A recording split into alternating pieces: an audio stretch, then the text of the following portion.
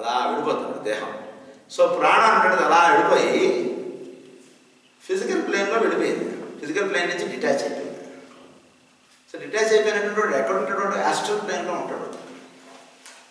Vehicle park చేసి వచ్చాడండి మనిషి ఎక్కడికి వెళ్ళిపోతాడు? వెహికల్ బయట ఉంది, పార్క్ చేసాడు, బయట వదిలేసాడు. మనిషి లోపలికి వచ్చి ఉన్నాడు కదా మనిషి. ఇప్పుడు యాస్ట్రల్ ప్లేన్లో ఉంటాడు.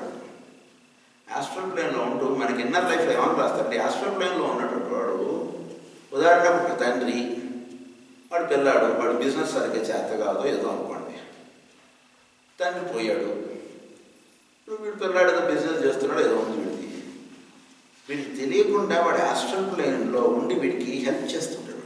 తండ్రి వీడికి ఎవడో ఫ్రెండ్ ఉంటే వాడిని వీడి దగ్గర పంపించి, లేదా ఎవడో ఎవరికో వీడు 10 రూపాయలు ఎక్కువ ఇచ్చేస్తే పక్కన వాడు వచ్చారు, బాబు 10 రూపాయలు ఎక్కువ ఇచ్చేస్తున్నారు, మీరు జాగ్రత్తగా వ్యాపారం చేయడం, మీ నాన్న బాగా చేసాడు, మీరు ఇలా చేస్తే, ఇలా అనేక రకాలుగా వీడికి వాడు హెల్ప్ చేస్తుంటాడు యాస్ట్రల్ ప్లేన్లో. అంటే దీన్ని కొన్ని లోవర్ లెవెల్లో చెప్పినప్పుడు ఏమని చెప్తారంటే వాడికి బంధం అంటున్నదిగా చెప్తారు.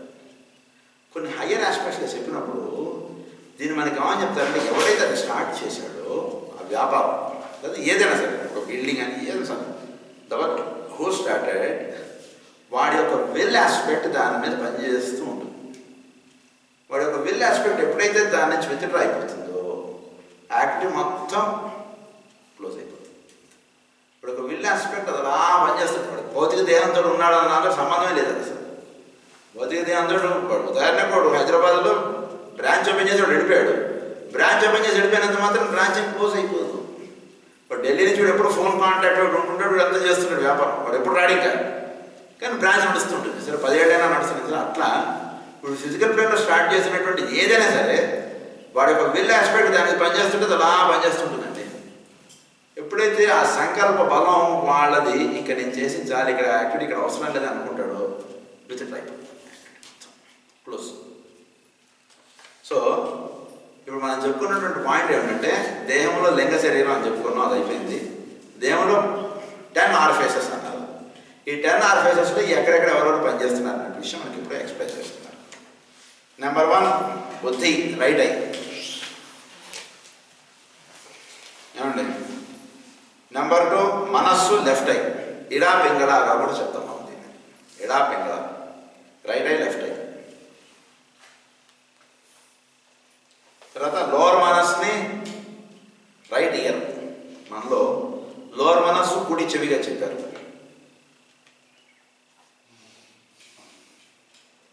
తర్వాత 4th వన్ ఇస్ కామరూప అన్నారు, దాన్ని లెఫ్ట్ ఇయర్గా చెప్పారు. 5th వన్ని లైఫ్ ప్రిన్సిపల్ అన్నారు, రైట్ నాస్ట్రిల్ అన్నారు. Right nostril 5th one is.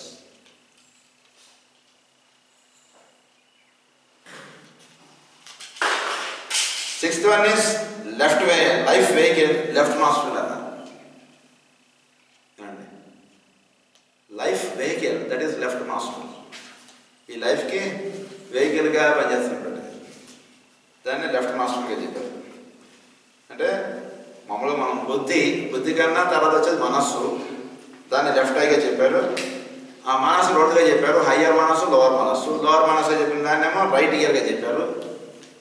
తర్వాత లెఫ్ట్ ఇయర్కి వచ్చేటికి కామరూప అన్నారు, అంటే యాస్ట్రల్ ప్లేన్కి వచ్చినప్పుడు. దానికి 5th వచ్చేటికి లైఫ్ ప్రిన్సిపల్గా చెప్పారు, రైట్ నాస్ట్రిల్ చెప్పారు. తర్వాత లైఫ్ వెహికల్ అంటే ఎథరిక్ బాడీ, దాన్ని లెఫ్ట్ నాస్ట్రిల్గా చెప్పారు. ఈ లైఫ్ వెహికల్ కావాలి, లైఫ్ అది లైఫ్ వెహికల్, లైఫ్ వెహికల్ 2 తేడా. Life is different, life vehicle is different. అది ఇక్కడ లైఫ్ వెహికల్ని లెఫ్ట్ నాస్ట్రిల్ అన్నారు. ఇథరిక్ బాడీ అది మనలో లెఫ్ట్ నాస్ట్రిల్గా చెప్పారు. 6th. 7th దానికి వచ్చేటికి the paradigm of the 10th orifice in lower triad, అది creative. So of the 10th creative orifice. So ఈ క్రియేటివ్ ఆర్ఫైస్ అంటే ఈ లోవర్ ఉన్నటువంటి దానికి, లోవర్ జనరేటివ్ ఆర్గాన్స్కి సంబంధించినటువంటి హయ్యర్ ప్లేన్కి సంబంధించినటువంటి క్రియేటివిటీ అంటే వీటిలో వాక్కు ఉచ్చారణ. దీనికి వీటిలో రీప్రొడక్షన్, దానికి దెర్ ఇస్ లింకప్. సో దీన్ని 7th అని చెప్పారు. వీడి యొక్క వాక్కు ఉచ్చారణ, వాక్కు ఇదంతా. తర్వాత పెన్ను. ఈ మూడింటిని ఒక ట్రయాంగిల్ వేసారు మనకి పిక్చర్లో చూస్తే. 3 physical organs are used only by Dagpas in black magic. 8, 9, 1. As this lower ternary has a direct connection with the higher atmic triad and its 3 aspects, creative, preservative and destructive, or rather regenerative, the abuse of the corresponding functions in the most terrible of karmic sins, the sin against the Holy Ghost with the Christians. This is sin aspect. Higher aspect యొక్క ఫంక్షనే lower ఆస్పెక్ట్కి ఎలా తెలియబడుతుంది. దాన్ని చక్కగా చేస్తే higher aspect యొక్క initiation ఇవ్వాలి. ఇక్కడ చెప్పబడుతున్నటువంటి విషయం. So 8, 9, 10 ఆ 3. అయితే ఇది మనకి ఇక్కడ ఏమన్నా వస్తుందంటే చెప్తారు. సో ఇది మనకి విషయం. ఈ డయాగ్రామ్ అంతా ఇప్పుడు మనం చెప్పుకున్నాం. In this diagram, we see the physical man. That physical man does not share in the direct pure wave of the divine essence which flows from the one in 3, the unmanifested through the manifested flows. ఇప్పుడు ఈ diagram గురించి వాళ్ళు ఏం చెప్తున్నారు విషయం మనం చదువుకోవాలి. ఏమన్నారు? You see that does not share in the direct pure wave of the direct essence which flows from the one in 3. అదే ఇది వచ్చిందండి అంటున్నారు. అదే ఇది కాదు, దాని నుంచి 4వ వాడుగా ఇది వచ్చి అందుకు అట్రాక్ట్ చేస్తున్నారు. ఏమన్నారు? పైన unmanifested, potential welcome, universal ideology అన్నారు. ఐడియాలజీ ఈ 3 4వ వాడుగా వచ్చాడా? ఈ 3 యొక్క విధానము 4వ వాడుగా వేరే వాడుగా వచ్చాడు. ది 1 in 3 ఈజ్ ది 4 అన్నట్టుగా మనకు వస్తుంది. ఈ 3 యొక్క గుణాల్లో ఉన్నట్టు వీడు బ్రాంచ్ మేనేజర్, వాడు సెంట్రల్ మేనేజర్.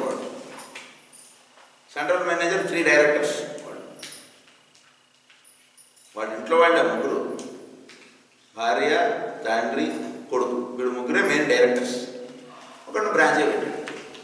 ఇలా అనుకోండి, ఇది ఈజీగా ఉంటుంది అర్థం చేసుకోండి. అది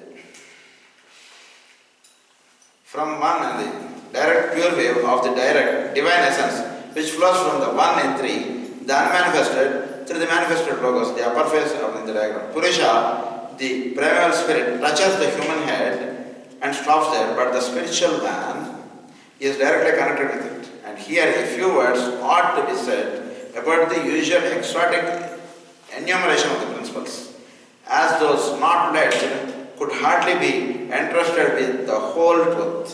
An approximate division only was made and given out. Esoteric Buddhism begins with Atma.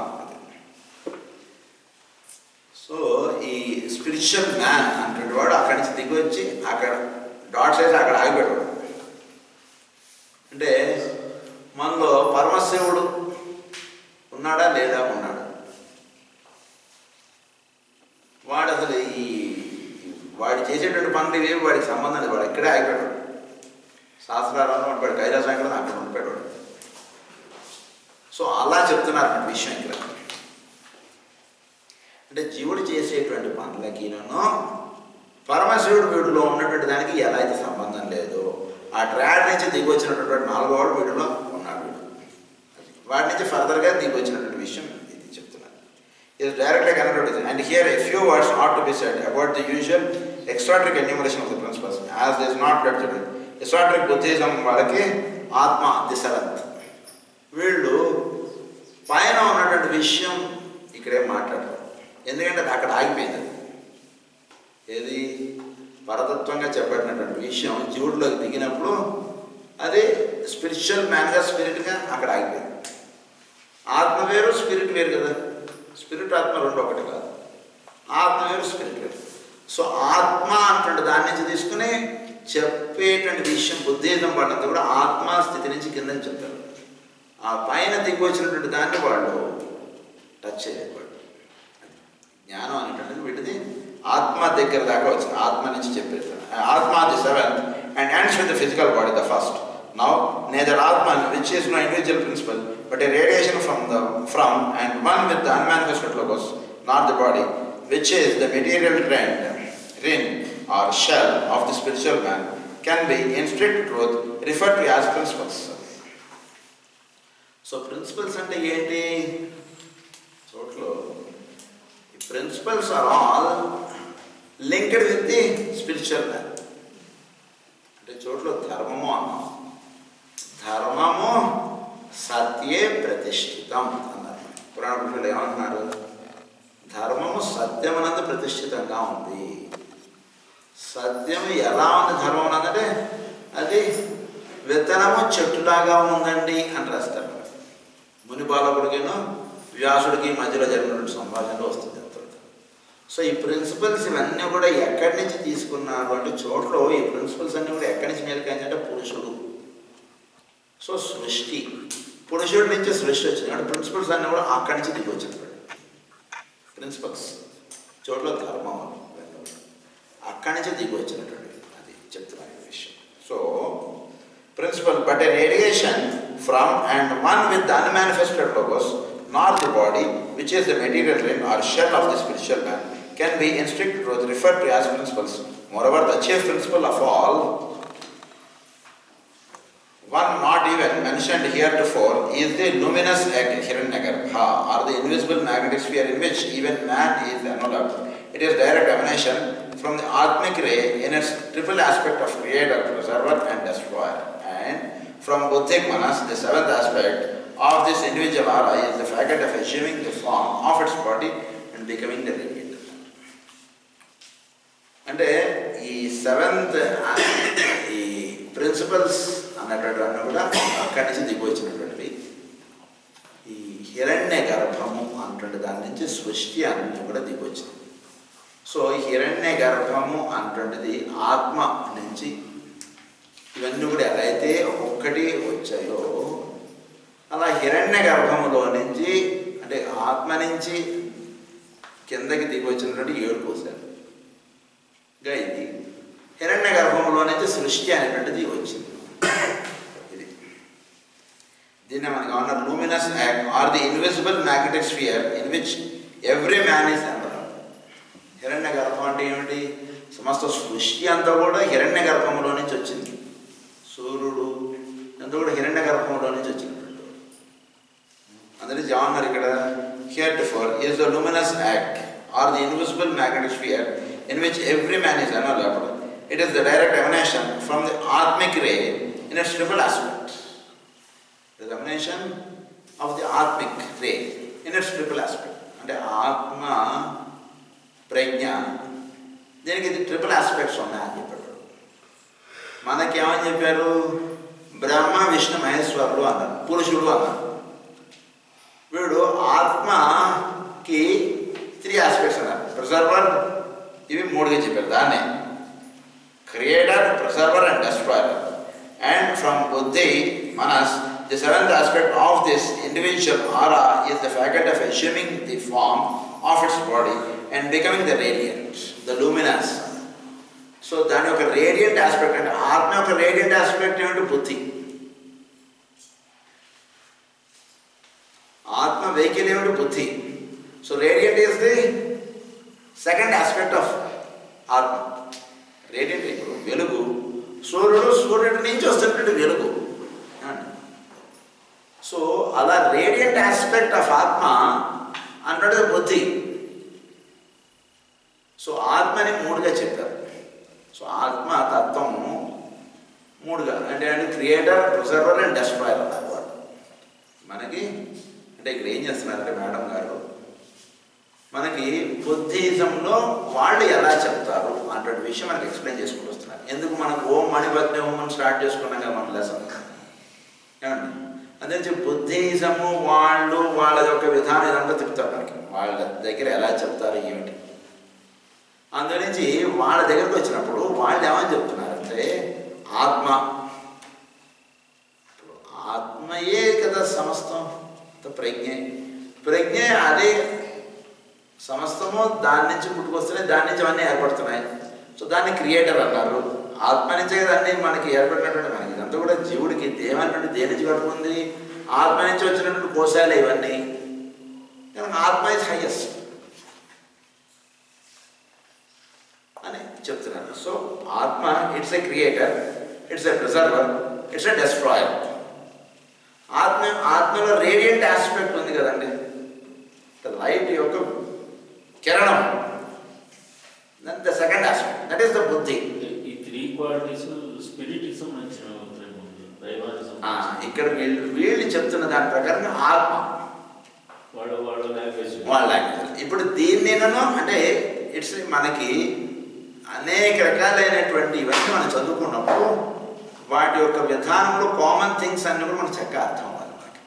మనం ఉదాహరణ మనం భావాలు చదువుకోవడం బాగుంది చక్కగా, ఇంకేదో వాడిదో బుద్ధిజం బుక్ మనం తీసామనుకోండి, అదేంటి సార్ అదేంటో మనకి మన పత్రం మనకు చాలాసార్లు అన్నట్టుగా కాదు. మేడం బ్లవాట్స్కీ గారు ఏం చేస్తారంటే ఇటు శంకరాచార్య వారు ఏం చెప్పారో తీసుకుంటారు, అటు గ్రీక్ వాళ్ళల్లో ఎవడోడు ఏం చెప్పాడు అవన్నీ తీసేస్తారు. ఇటు అసలు ఆవిడ ఎట్లా వెళ్ళిపోతారంటే ఒక మల్టీ డైమెన్షనల్గా వెళ్ళిపోతుంటుంది ఆవిడ సబ్జెక్ట్. మనం ఒక ఆస్పెక్ట్లో చెప్పుకుంటూ వెళ్తున్నట్టుగా ఉండదు ఆవిడ ఎక్కడ సబ్జెక్ట్. అందుకని ప్రస్తుతం మనకి ఏం తీసుకొచ్చారు ఇప్పుడు బుద్ధిజంలో ఆత్మ. బుద్ధిజం పడుతుంది ఆత్మ. ఆత్మ ఏంటి? Design, creative, preservative and destroying aspect. మూడు ఉన్నాయి కదా ఆత్మలో. ఇంకా ఆత్మలో ఎప్పుడైతే మనం ఏమని చెప్పుకున్నాం, soul decides itself when to leave the body. ఈ పాయింట్ మనం చెప్పుకున్నాం కదా. సో అంటే soul it creates the body and it feels to live for some time, it lives, and whenever it feels to leave the body it leaves. అంటే ఏంటి? Soul is having the property of creative, soul is having the property of preservative, soul is having the property of destroying. మూడు ఉన్నాయి కదండి సోల్లో కదా. ఆ point ఇక్కడ మనకి explain చేసుకుంటూ వెళ్తున్నాం. చెప్తారు వస్తుంది మన మాటలు.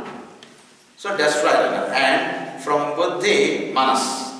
The seventh aspect of this individual aura is the faculty of assuming the form of its body and becoming the radiant, the luminous agoides అన్నది. It is this, strictly speaking, which at times becomes the form called మాయవి రూప. మాయవి రూప అంటే మనకి మనస్సు దేహముగా కలిగినటువంటి వాడు, మానసపుత్రుడు. మాయవి రూపం అంటే మనస్సు రూపముగా తెలియబడేటువంటి వాడు, మనస్సే రూపముగా తెలియబడేటువంటి వాడు, దాన్ని మాయవి రూపాన్ని. బుద్ధికి కింద ఉన్నటువంటిది ఏమిటి? మనస్సు.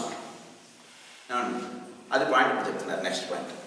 So the seventh aspect of this individual aura is the faculty of assuming the form of its body and becoming the radiant, the luminous iodis. It is, this strictly speaking, which at times becomes the form called మాయవి రూప. So ఆత్మ, బుద్ధి అది మాయవి రూపంగా మీరు చూస్తూ ఉంటారు. మనస్సు యొక్క రూపముగా మీరు ప్రజ్ఞని దర్శిస్తూ ఉంటారు.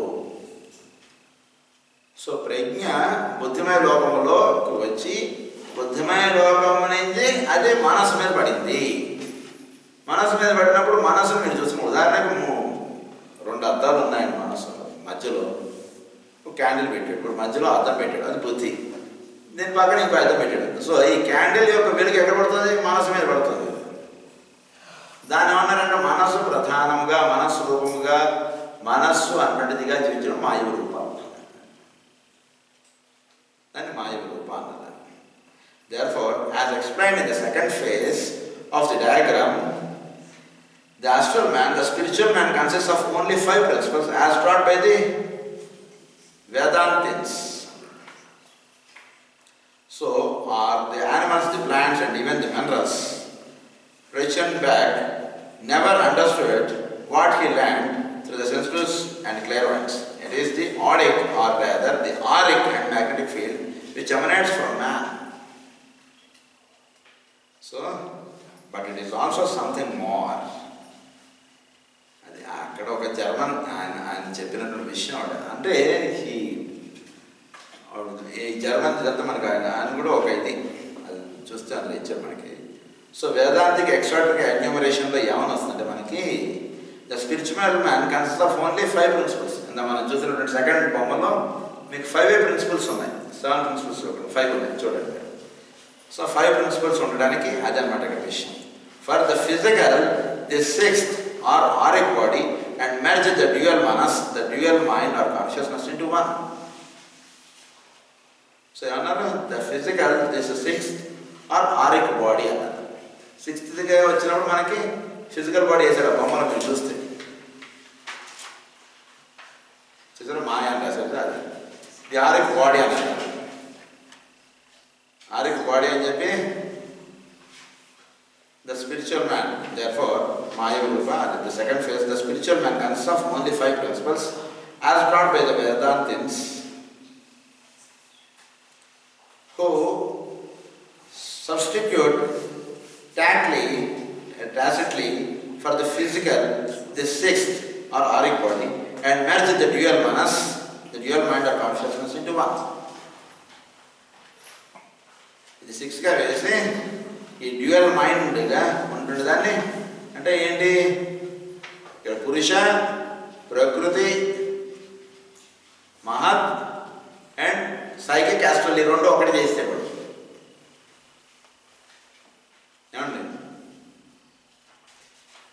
అర్థమైందా మీకు ఈ రెండు ఒకటి చేసేసి కింద ఉన్నటువంటి దాన్ని బంధం చెప్పేసాడు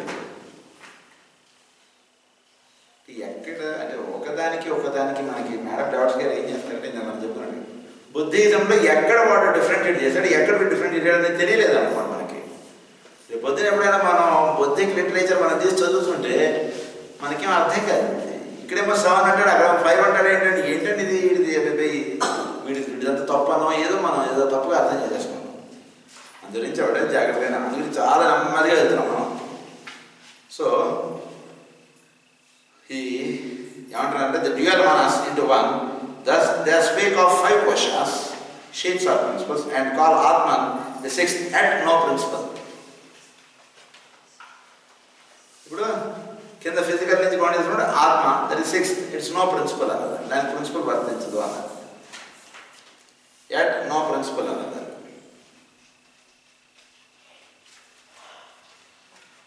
దిస్ ఈస్ ది సీక్రెట్ అదే but let the student now learn the true esoteric enumeration so అసలు విషయం ఇక్కడ ఏంటి అనేటువంటి చెప్పారు తర్వాత ఇప్పుడు ప్లేట్ 1 తీయండి ప్లేట్ 1 డయాగ్రామ్ మీరు తీస్తే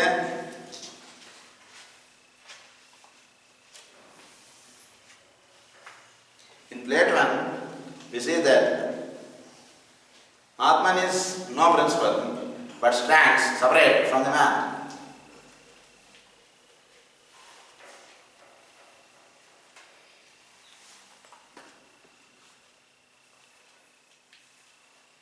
Whose 7 principles are represented as follows. Purusha Anamo. ఇక్కడ వీడేం చేశాడు బుద్ధిజంలో ఈ సెకండ్ పిక్చర్ మీరు చూస్తే ఇవన్నీ ఒకటి వేసి దీనికి పైన ఉన్నటువంటిది ఆత్మ అని చెప్పాడు దానికి గుణాలు లేవు దానికి రూపం లేదు దానికి ఇవన్నీ లేదు అన్నట్టు కూడా చెప్తున్నాడు అక్కడ ఇట్ ఈస్ నో ప్రిన్సిపల్ అన్నది ఆత్మకి ఈ బొమ్మ మీరు చూస్తే కనుక మీకు ఇందులో ఈ రెండింటిని ఒక డి అని రాశాడు డి అని రాసేస్తే కింద మెటీరియల్ ప్లేన్ అన్నది ఈ 5 కోషస్గా ఉన్నటువంటిది పైన ఉన్నటువంటిది ఆత్మ అంటే అంతకుముందు మరి ఆ ఆత్మకే creative preservative and destroying aspects ఉన్నాయని చెప్పారు దానికి అన్నీ ఉన్నాయి దానికి అంటే దానికి ఒక విధానం దానికి ఒక రూల్స్ రెగ్యులేషన్స్ ఏంటో ఇట్ ఇస్ సెల్ఫ్ అన్నీ అది డిసైడ్ చేసుకుంటుంది అన్నీ దానిలో ఉన్నటువంటి విషయాలే అటువంటి విషయం అంటే ఒక్క నిమిషం ఈ బొమ్మ అంతా కూడా మనం జాగ్రత్తగా అవగాహన చేసుకుంటే మీకు కొంత క్లారిటీ వస్తుంది వీళ్ళు బుద్ధిజం యొక్క ఫిలాసఫీ మనకి ఏమని చెప్తున్నారు in plate 1 we say that Atman is no principle but stands separate from the man whose 7 principles are represented as follows. 7th auric colored blue అన్నారు 6th బుద్ధి అన్నారు కలర్డ్ ఎల్లో అన్నారు ఈ ఆరిక మీరు బ్లూగా చూసారా దట్ ఈస్ ఆరిక యాక్టర్ వీడి యొక్క మొత్తం హిరణ్య గర్భం లాగా ఇది ఆరిక యాక్టర్ వీడి చుట్టూగా ఉంటుంది దాన్నే 7th అన్నారు దాన్ని అంటే ఈ ఆరి అంటే అసలు వీడు పుట్టక ముందు ఎట్లా ఉందంటే హిరణ్య గర్భం అన్నారు కదా హిరణ్య గర్భంగా ఉంది సో దాన్ని ఇక్కడ ఉన్నారు ఆరికి ఎగ్ అన్నారు ఏమండి ఇప్పుడు పుట్టక ముందు వీడిది ఎలా ఉందంటే ఆరుకి ఎగ్గా ఉంది. ఆరుకి ఎగ్గ నుంచి నెక్స్ట్ వచ్చినటువంటిది బుద్ధి అన్నారు. కలర్ ఎల్లో అంటే వీడు చంద్రుడు వేసాడు కదా అది. So represented as a 5-pointed star with the horns of evil upwards embracing the lower manas, color red. Lower Manas దాని యొక్క హార్న్స్, దాని యొక్క కొమ్ములుగా చెప్పారు, హార్న్స్ ఆఫ్ ఈవిల్ అన్నారు. ఇప్పుడు లోవర్ మానస్ ఎలా ఉంటుంది, అనేక రకాల కోరికలుగా ఉంటుంది. అంటే దాని యొక్క డైరెక్షన్ డౌన్వర్డ్గా ఉంటుంది, అంటే అనేక వస్తువులు విషయాలు ఇలా ఉంటుంది లోవర్ మానస్ యొక్క విధానం. అందులో దానికి రెడ్ కలర్ వేశారు. ఏమండి బ్లడ్ రెడ్ అన్నారు. థర్డ్ది లింగ శరీర అన్నారు. కలర్ వైలెట్ అన్నారు. As the vehicle of prana orange. Violet colour వేశారు లింగ శరీరం. అండ్ అకేషనల్లీ ది ఆరిక్ ఎనర్లకు బ్లూ. అది second the prana life colour orange. The hue of the astral robes. First the స్థూల శరీర, the physical body of man represented by the Mayavic contour of the large 5-pointed star with the auric egg. 5-pointed star వేసాం first. ఇది విషయం. దీని గురించి మనం కొంచెం వివరం మళ్ళీ చెప్పుకున్నాం. ఇప్పుడు కొంచెం బ్రేక్ తీసుకున్నాం.